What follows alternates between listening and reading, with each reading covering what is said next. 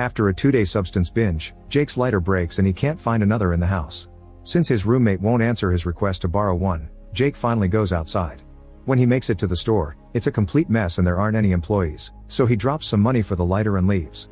On his way back, he finally notices there isn't a single person or car on the streets, so he assumes it must be Christmas. As he reaches the park and finds no birds either, it's revealed this is day 2 of the incident.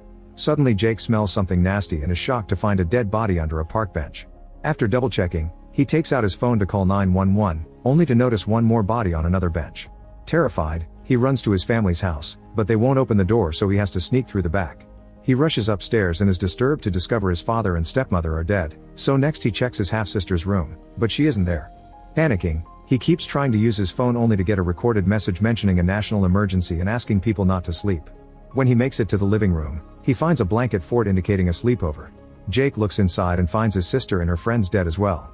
Disturbed, Jake runs outside and pukes before trying to blame this on the substance binge.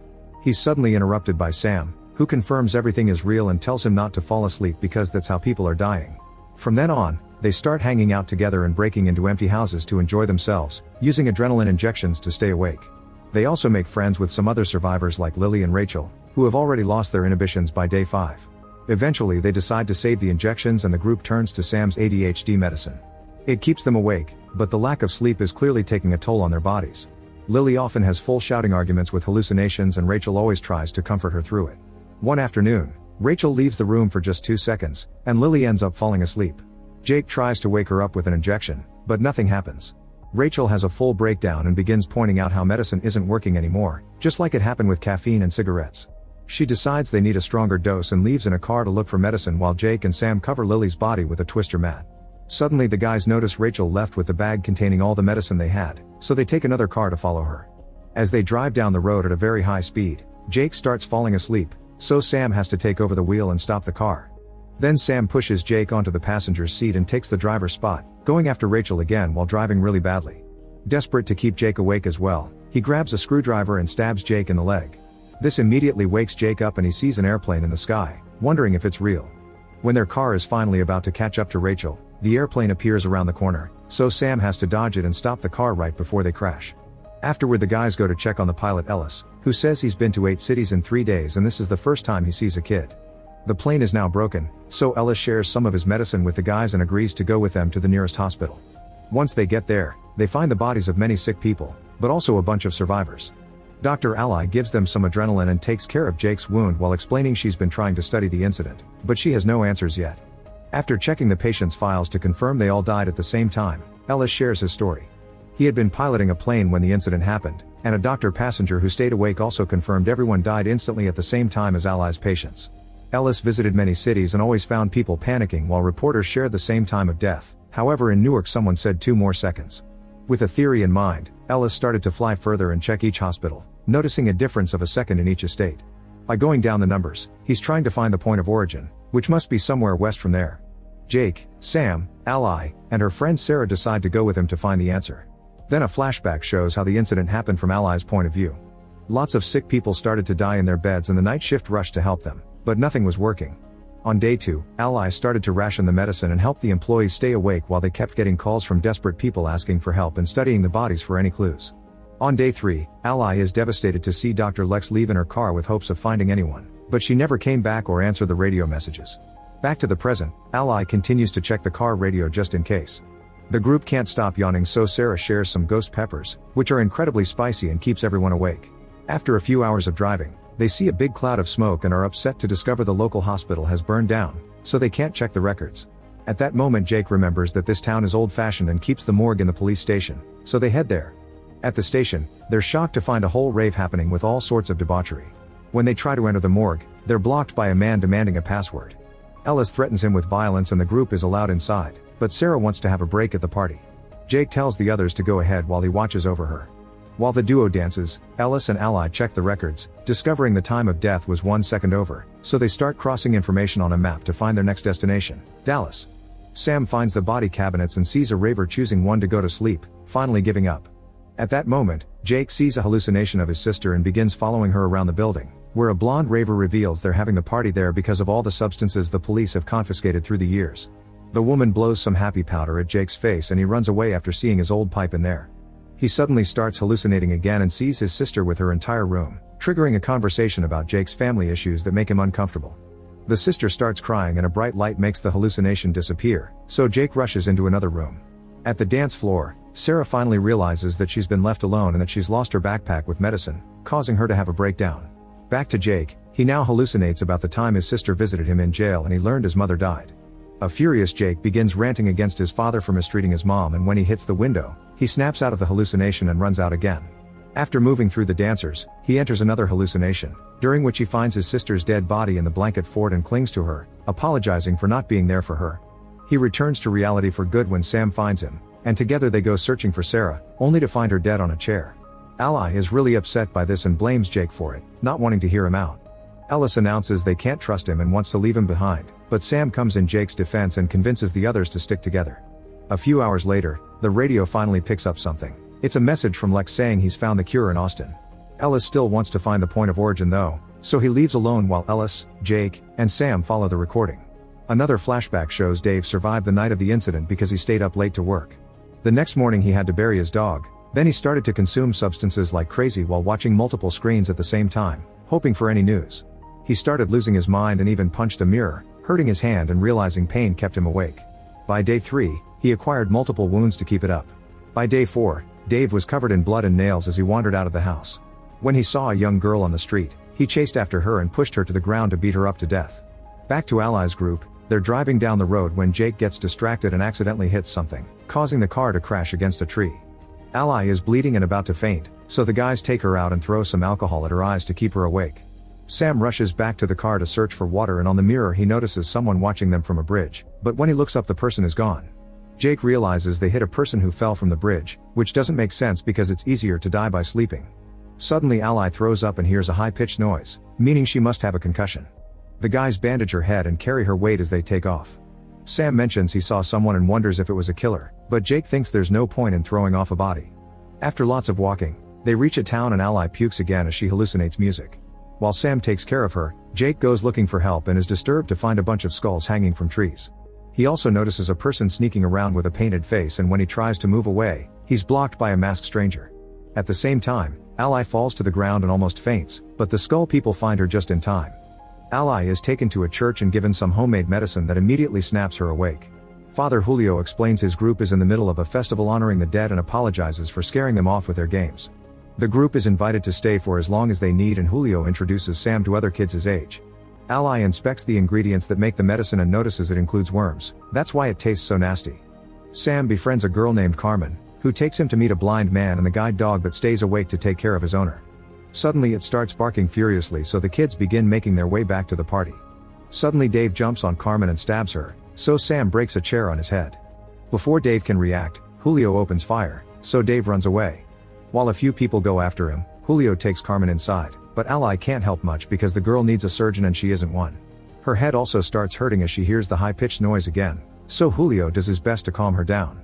After drinking some medicine, Ally agrees to help and asks Julio and Sam to hold Carmen down to stitch her without anesthesia. In the meantime, a teenager is also found by Dave and killed in seconds. Back in the church, the power suddenly goes out, so Julio has to go fix the generator. He notices some blood and follows it to open a door from which Dave comes out. A fight ensues, and as the men throw each other around the room, Julio's gun goes off in the darkness.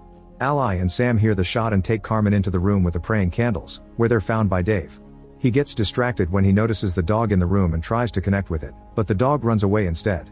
Crying, Dave is about to attack, but the dog brings Jake and he immediately starts beating Dave up with a pipe. Then Julio appears alive and well, happy to see the bad guy is dead.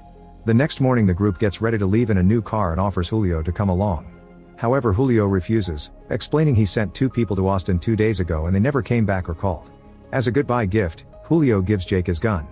Meanwhile, Ellis finally makes it to Dallas, which seems to be thriving. In a town nearby, Bill thinks he sees a bunch of people walking around that suddenly drop dead, but it's just a hallucination and he just keeps going. Sometime later, he leaves the town with his girlfriend Nicole and stop at a gas station, where they see a guy arrive and suddenly get shot. As bullets keep coming, the couple hides behind a car and Bill asks Nicole to keep an eye on the mirror while he stands up to cause the sniper to shoot again. Bill hides again just in time and Nicole can tell from which window in the neighboring building the shots came from. At that moment the lights go out and a man opens the door in the gas station, so the couple rushes to meet him as they dodge another bullet. Once the door is locked, the couple meets Ellis, who is working with hacker Jeffrey. He was the one to shut down the power. Ellis explains a bad guy is shooting at anyone who tries to reach the city, so they've been stuck there for days. Then they meet Beth, her brother John, and her husband Colin, who share some injections with them. When Bill and Nicole share the location of the sniper, Ellis decides it's time to finally confront them. While one of them runs outside to keep the sniper distracted, Ellis and Colin ambush her and make her step back. Her name is Meredith and she's a Marine. While Bill gives her an injection, she explains she only shoots down psychopaths and she tried shooting Bill and Nicole because she saw them with the other guy. The group still doesn't trust her, so she begins moving quickly to disarm Colin and Ellis, then she takes Colin hostage with a hidden gun. She asks them to let her walk freely and she'll be her guide through Dallas so they can find answers together, which they have no choice but to accept. Afterward they share the information they have. Bill and Nicole came to have the perfect date before dying. Jeffrey followed a bird, thinking it was an omen because the bird never stopped flying. Beth's family came here because during the night of the incident, she was woken up by a call from a number with Dallas area code and the initials SC. The voice said don't go to sleep right before the incident happened. Jeffrey tries to track down the number, but he discovers the internet is down although it was working an hour ago. Bill just uses the yellow pages and discovers the number belongs to Sandy Creek Nursing Home, which matches the initials, so they head there. The building is empty except for a bunch of dead bodies, but Meredith finds a security camera, so they check the recordings. Beth doesn't recognize anyone, and to their shock, nobody died at the time of the incident. Jeffrey points out that masking phone numbers is easy with current technology, and Ellis gets so angry he breaks a TV. This makes Bill realize something and he checks the video again. The emergency message appeared on TV at the exact moment of the incident, as if they were ready for it. The group decides their next destination is the broadcast station. At that moment Nicole almost falls asleep, but they snap her out just in time. Bill announces he's had enough and tells the group to go on without them. Suddenly Meredith takes out her gun and points out Bill gave her his injection, yet Nicole is the one fading. In fact she never saw Bill take anything to stay awake. Bill explains he has fatal familial insomnia, a rare condition that makes it impossible for him to fall asleep and will kill him in a year. It also causes hallucinations and delirium. Meredith thinks he's the perfect guy for missions right now, but he still chooses to leave with Nicole. The couple has a great dinner and enjoys a movie at the theater, where Nicole finally lets go. When the group makes it to the station, they wander around in the darkness until a bright light is suddenly turned on at their faces. A male voice tells them to leave or he'll open fire, so Meredith shoots the light to prove he's bluffing. They meet news anchor Alonzo, who explains he wasn't in the station the night of the incident and the emergency message was already on when he got there. For the past few days he's been trying to keep people informed with his team, who are now dead. Ella's theory is that the emergency signal is causing the deaths, so he forces Alonzo to show them how to shut the station down. Meanwhile Allies group makes it to Austin and stops by a mysterious building. They see a bunch of people run out and some guards shooting at them, so Jake suspects these people caught Lex and made her send a message about a fake cure to attract more victims. Ally still wants to make sure, so they make a plan. They approach the building in their underwear to look weak and innocent, and two guards confirm Lex is there with them and let them in. After they get clean, Ally reunites with Lex, revealing they're a couple. They share a kiss but Ally also slaps her for leaving without telling her. Then Lex tells them about the cure, giving Sam an injection that instantly puts him to sleep. He starts dreaming about the night of the incident, during which he stayed up late to watch a dirty movie. His dad soon came home and sent him to his room to then fall asleep on the couch. All the dreaming causes Sam to talk and move in his sleep, and Lex explains bad dreams are part of the medicine's effects. She'll bring him out in 10 minutes before it gets dangerous, meaning it's not really a permanent cure, it just buys them time. Ally and Jake also end up getting a dose, and Jake starts dreaming about Sarah, who tries to teach him how to dance.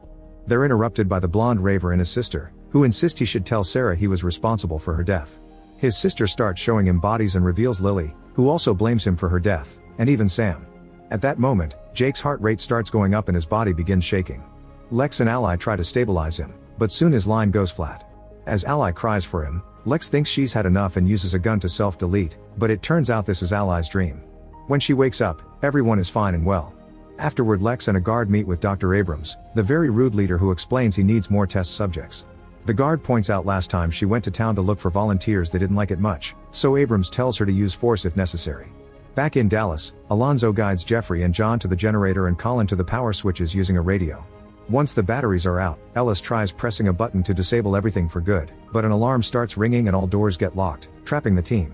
Meredith tries to shoot the door, but the lockdown is bulletproof. Alonzo manages to get out of the room before the door closes and looks for his cigarettes to stay awake through pain as he confesses he guided them wrong on purpose because he thinks people need his voice, so the broadcast shouldn't be shut down. At that moment Colin jumps on Alonzo and starts beating him up, but Alonzo manages to grab a pen and stabs his neck before choking him to death with a mouse cable. With a plan in mind, John and Jeffrey turn the generator back on, opening the doors. Alonzo sits in front of the camera to read the news, and Beth shoots him in the head on national TV. Then Jeffrey fries the whole electricity system, finally cutting the transmission. Now they have to decide who will fall asleep to test it. A flashback shows Jeffrey hanging out with his friends after the incident and how the bird landed on their table to caw at them. Remembering this in the present, Jeffrey volunteers for the test. He falls asleep pretty quickly and soon stops breathing, so the others rush to give him an injection. Unfortunately, it does nothing and Jeffrey dies. Beth freaks out because John died for nothing and decides she'll go to sleep, so Meredith rushes after her to stop her.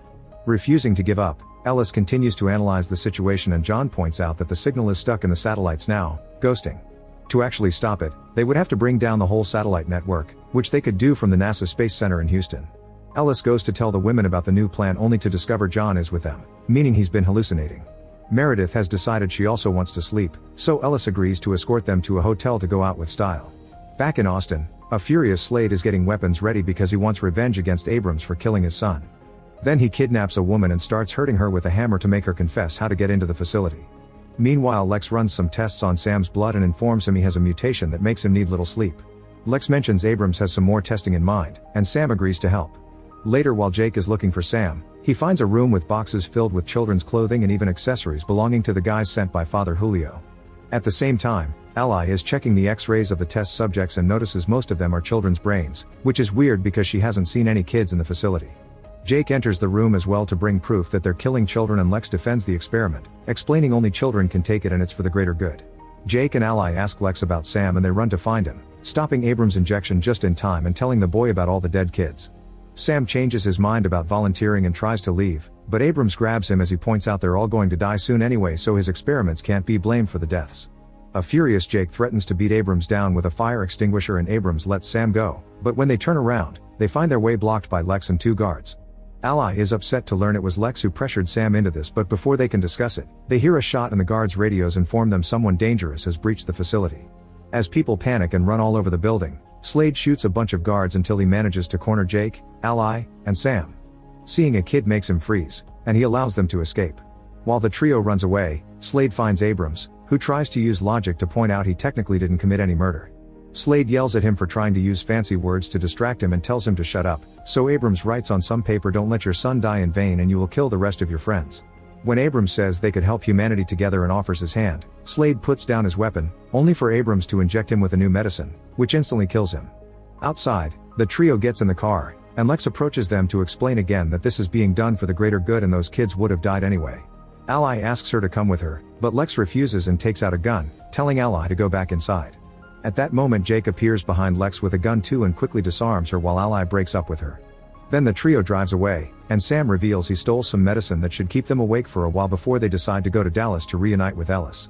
Speaking of Ellis, he's at a hotel recording a message for Ally's group, saying goodbye before getting ready with the others to go to sleep. The next morning, Meredith wakes up, which she already knew would happen. After making a radio call to a team that has been waiting for her, she sees Jeffrey's bird and talks to it as if she knew it, saying they're going home. Make sure to subscribe and turn on notifications so you can watch more videos like this. Thanks for watching.